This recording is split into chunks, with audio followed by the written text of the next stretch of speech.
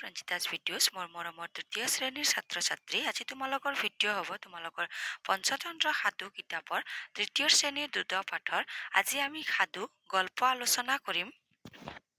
গল্প 11 বগলী আৰু কেঁকোৰা গল্পৰ অনুশীলনীত দিয়া গোটেই প্ৰশ্নৰ উত্তৰ আলোচনা কৰিম চেনেলত নতুনকৈ আহিছে যদি চেনেল সাবস্ক্ৰাইব কৰি থৈ দিব নতুন নতুন ভিডিঅ' নটিফিকেশ্যন পাই থাকিব সাবস্ক্ৰাইব কৰা সবকে মোৰ ফালৰ পৰা ধন্যবাদ মৰমৰ ছাত্ৰ ছাত্ৰী অনুশীলনীত কি দিয়া হৈছে চাই লওঁ 1 নঙত দিয়া হৈছে একোটিকৈ বাক্যত উত্তৰ লিখা ক বহুদিন বৰষুণ নহব বুলি বগলীক কোনে কৈছিল উত্তৰত লিখিবা বহুদিন বৰষুণ নহব বুলি বগলীক এজন জ্যোতিষীয়ে কৈছিল খ নং প্ৰশ্নত দিয়া হৈছে বগলীয়ে এবাৰত ঠোঁটেৰে কেইটাকৈ মাছ নিছিল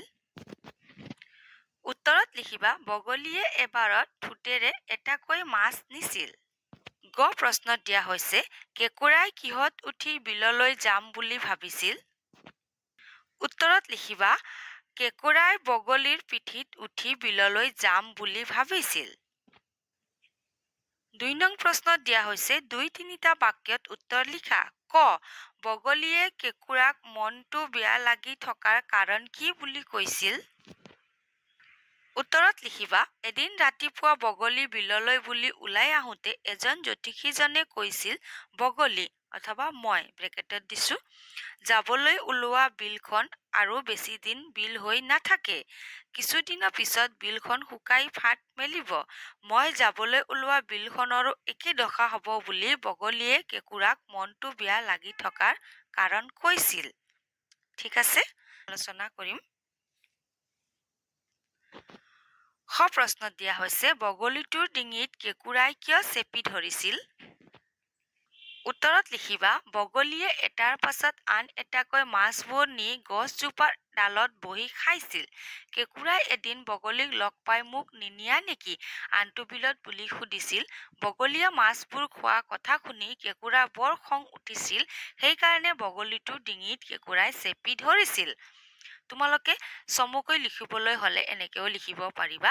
বগলীয়ে মাছবোৰ খোৱা কথা শুনি কেঁকোৰাৰ বৰ খং উঠিছিল সেইকাৰণে বগলীটোৰ ডিঙিত কেঁকোৰাই চেপি ধৰিছিল ঠিক আছে তোমালোকে ইয়াৰ পৰা ইয়ালৈকেও লিখিব পাৰিবা 3 নং প্ৰশ্নত দিয়া হৈছে কোনে কৈছিল কাক কৈছিল ক আজি ৰাতিপুৱা মই এই বিললৈ বুলি ওলাই আহোতে এজন জ্যোতিষীক লগ পালো কোনে কৈছিল আৰু কাক কৈছিল উত্তৰত লিখিবা উক্ত কথাষাৰ লিখিব পাৰিবা অথবা এই কথাষাৰ বগলীয়ে কেঁকোৰাক কৈছিল দিয়া হৈছে কোৱাচোন কেনেকৈনো আমি এই বিপদৰ পৰা ৰক্ষা পৰিব পাৰিম এই কথাষাৰ অথবা উক্ত কথাষাৰ কেঁকোৰাই বগলীক কৈছিল ঠিক আছে তোমালোকেও নিজৰ উত্তৰ বহীত লিখি থৈ দিবা 4 নং প্ৰশ্নত দিয়া হৈছে সাধুটো নিজৰ ভাষাৰে কোৱা তোমালোকে ধুনীয়াকৈ সাধু শুনিবা বুজিবা আৰু নিজৰ ভাষাৰে নিজে ক'বলৈ যত্ন কৰিবা আশা ৰাখিছো মৰমৰ ছাত্ৰ ছাত্ৰী তোমালোকে আজিৰ ভিডিঅ' বুজি পাইছা বুলি নতুনকৈ আহিছা যদি চেনেল সাবস্ক্ৰাইব কৰি থৈ দিবা নতুন নতুন ভিডিঅ' নটিফিকেশ্যন তোমালোকে প্ৰথমতেই পাবা মৰমৰ ছাত্ৰ ছাত্ৰী তোমালোকৰ কিতাপৰ বহুতো পাঠৰ ভিডিঅ' মোৰ চেনেলত আছে বহুতো গল্পৰ ভিডিঅ' মোৰ চেনেলত আছে এতিয়ালৈকে চোৱা নাই যদি চাই ল'বা আৰু চেনেল সাবস্ক্ৰাইব কৰি থৈ দিবা আৰু নতুন নতুন ভিডিঅ' নটিফিকেশ্যন প্ৰথমতে পাবা আজিৰ কাৰণে ধন্যবাদ আকৌ লগ পাম আমি নতুন ভিডিঅ'ত